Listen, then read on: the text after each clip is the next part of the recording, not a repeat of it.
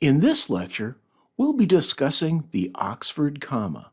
Now, just what is the Oxford comma? The Oxford comma is the comma that comes before and or in a list. Let's look at an example of the Oxford comma with an and example.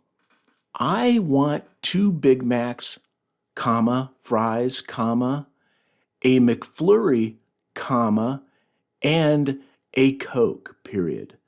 The comma between McFlurry and is the Oxford comma.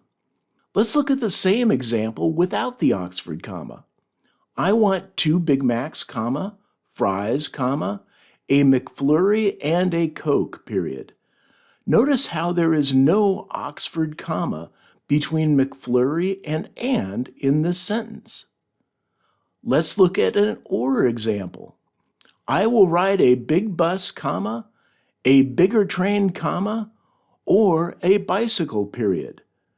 The comma between train and or is the Oxford comma. Let's look at the same sentence without the Oxford comma. I will ride a big bus, comma, a bigger train, or a bicycle. Notice there's no Oxford comma in this sentence.